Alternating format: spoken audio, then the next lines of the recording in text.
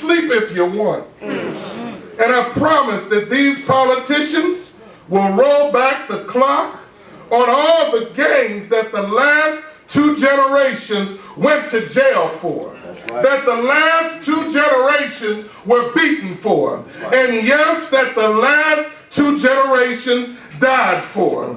Oh, I got one more thing.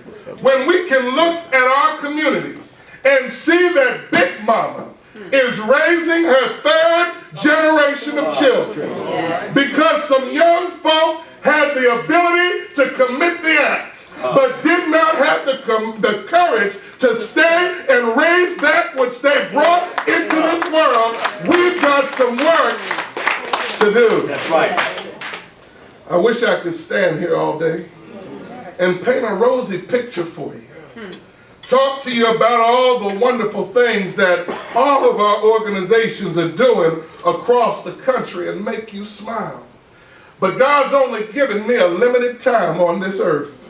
And I can't do that in good conscience when our communities are suffering. I stopped in South Korea today to share some breaking news with you.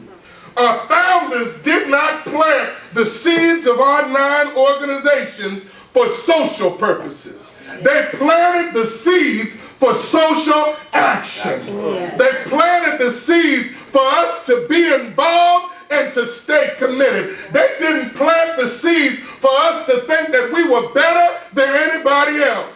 They did not plant the seeds for us to compete over colors and who has the best step team, but they planted the seeds so that we could reach back into the communities that we came from and not give a hand up, but give a hand up to somebody else that's coming along the way.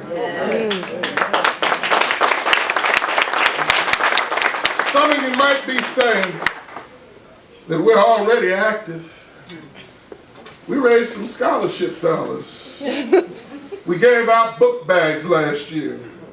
We cleaned the highway last year. Well, let me give you a news flash. To whom much is given, much is required. Even your best isn't good enough. Your talents are needed. Your gifts are needed. Your time is needed. For until every child of every race and every economic class has a seat at the table of success, none of us will ever have a seat at the table of success. And I want you to remember something. Somebody poured into each and every one of us. Somebody spent time with us. Many of us are successful. Many of us have achieved high ranks in the military. Many of us are sitting in the finest corporate boardrooms and offices, and some of us are running our own businesses. But I need you to remember something. You didn't get here by yourself. Somebody sacrificed so that you might have today. Somebody worked 2 jobs so that we might have scholarship money. Somebody took out loans so that we could put ourselves in college. They put themselves in debt so that we could get a degree. Somebody got on bended knee and prayed for us when we were too ignorant to pray for ourselves. And now we must do the same thing for our next generation. Listen, we can all make a difference. All of us have a ministry to give.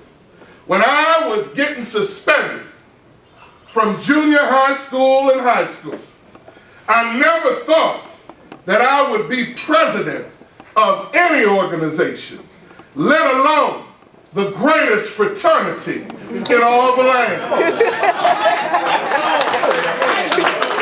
When I was kicked out of 9th grade for fighting and having an overall bad attitude, I never thought that I would stand as the centennial president of this historic 102-year-old organization.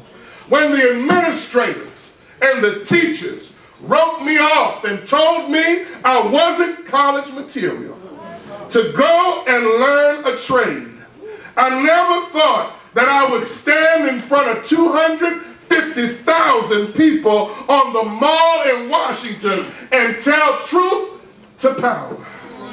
But I'm so glad that we serve a God of second chances. I'm so glad that we serve a God of third chances. I'm so glad that we serve a God of fourth chances. I just need to know if there's anybody in the Dragon tonight that's living on more than one chance. I need to know if there's anybody in the Dragon tonight that's been blessed by the blood. I need to know tonight if God has touched your life, you ought to be able to put your hands together and say, thank you, Lord, for another chance.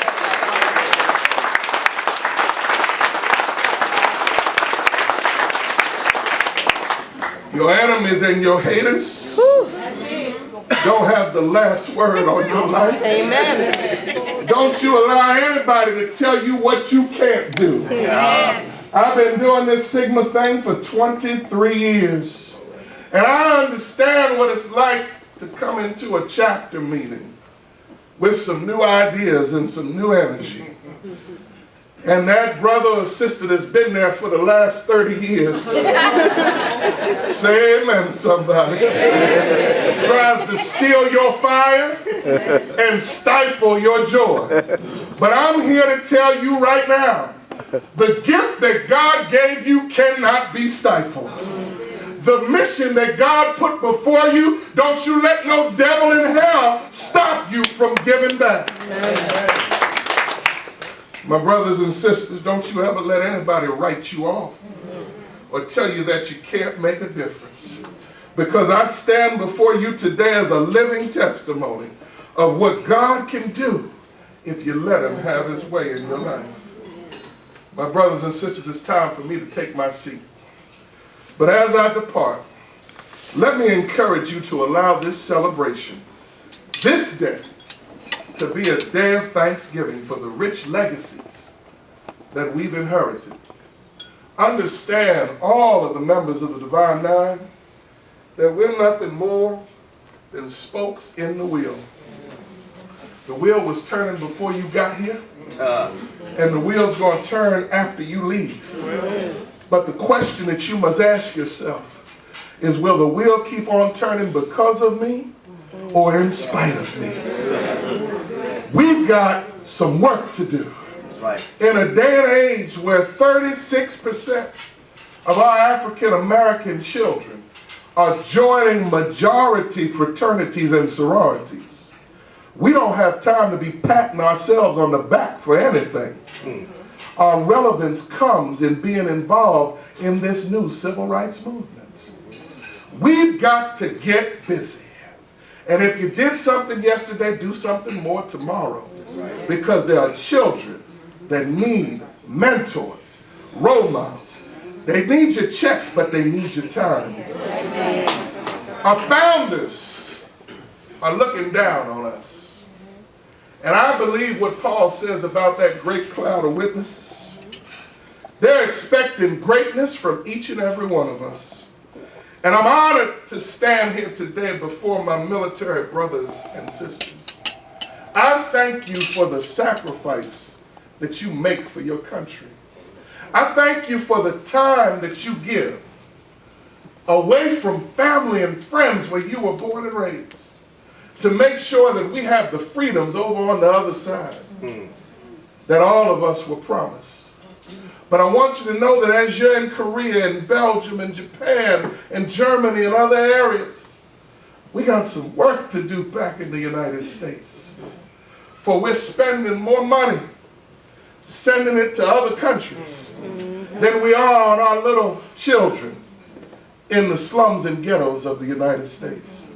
So I thank you so much for your service. I am honored to stand before you tonight. I'm honored to serve as the centennial president of Phi Beta Sigma. You know, every other president that's come before me, there's been 33. They call themselves by their number. But I'm not calling myself by their number. because there will only be one Centennial president.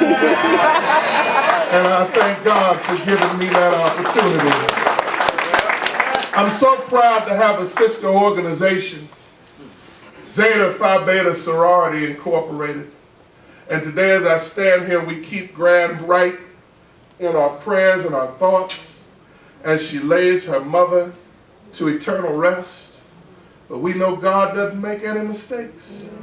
And we thank God that Zeta has the right president at the right time. I want you to know, ladies, that your brothers love you. And that we're going to be marching with you as you head to your 100.